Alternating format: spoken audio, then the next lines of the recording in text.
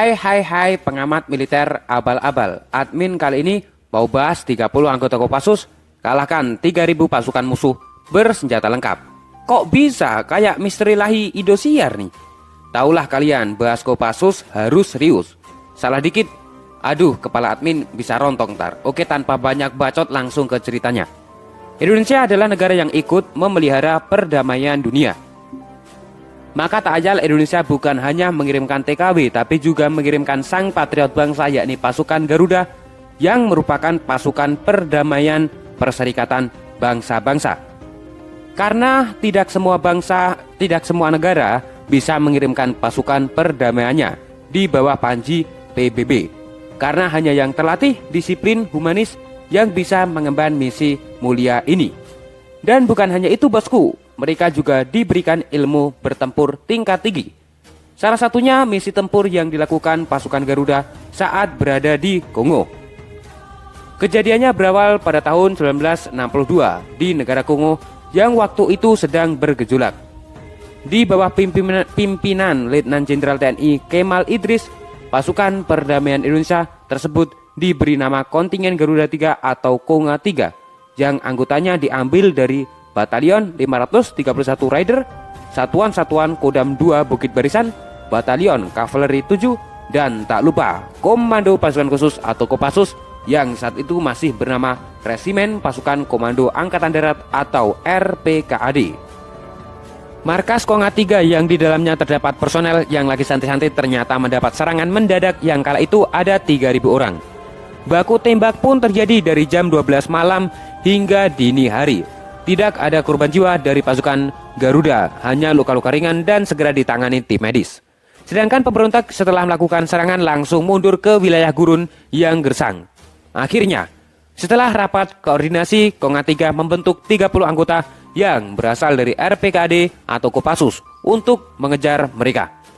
Raut wajah bersemangat tinggi terlihat berkobar di tiap-tiap personel prajurit RPKAD atau Kopassus yang terpilih untuk melakukan pengejaran terhadap pemberontak tersebut. Kalau admin berada di posisi ini tentu terkencing-kencing sebanyak 3 ember, pasti itu. Iringan doa dari semua pasukan perdamaian menyertai mereka menuju wilayah yang disebut No Man's Land, alias wilayah yang tak bertuan, yang merupakan daerah terlarang bagi pasukan PBB. Padahal sebelumnya di kawasan tersebut pasukan India pernah ditembaki sampai habis tak bersisa oleh pemberontak. Ke-30 pasukan RPKAD atau Kopassus yang menyusup ke sarang pemberontak itu dipimpin oleh seorang kapten dan 5 orang letnan. Mereka menyamar layaknya penduduk setempat, badan dan wajah digosok arang sehingga hitam menyerupai kulit orang Afrika. Ada juga personel yang berpakaian layaknya wanita membawa bakul sayuran. Menurut informasi, para pemberontak itu berkekuatan 3.000 orang bersenjata lengkap termasuk kendaraan lapis baja. Waduh, ini pemberontaknya kaya juga, punya kendaraan lapis baja, gak kayak pemberontak STM yang rokok aja gantian. Astagfirullah, sorry mas bro. Para personel RPKAD itu juga mendengar informasi bahwa penduduk setempat termasuk pemberontaknya ini sangat percaya tahayul.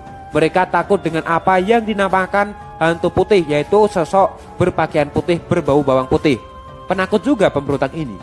Nah, mendapati hal ini, para personel RPKAD langsung mempunyai ide nyeleneh. Mereka mengubah penampilan penyamaran dengan menggunakan jubah putih yang mengembang apabila ditiup angin. Persiapan penyamaran selesai, lantas waktunya beraksi. Isyarat serangan pun diberikan oleh komandan saat denting jam menunjukkan jam 12 malam.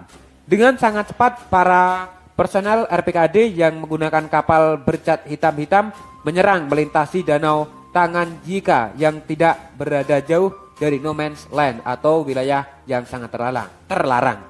Ke-30 personel RPKAD yang sudah menyamar menjadi hantu putih itu langsung dikenal oleh masyarakat setempat spirit teses, yakni berhamburan keluar dari kapal. Tanpa babi bu, Korps Baret Merah merangsek tak kenal takut ke konsentrasi pasukan pemberontak. Pemberontak yang kaget dan mempercayai jika yang dihadapi mereka adalah hantu langsung hilang semangat, ketakutan kocar-kacir, terkencing-kencing. Bahkan ada seorang pemberontak yang sedang membakar ayam karena kaget digebek satuan komando itu langsung melempar ayam bakarnya dan mengenai salah satu anggota RPKAD. Waduh, RPKAD yang lagi lapar habis tuh ayam.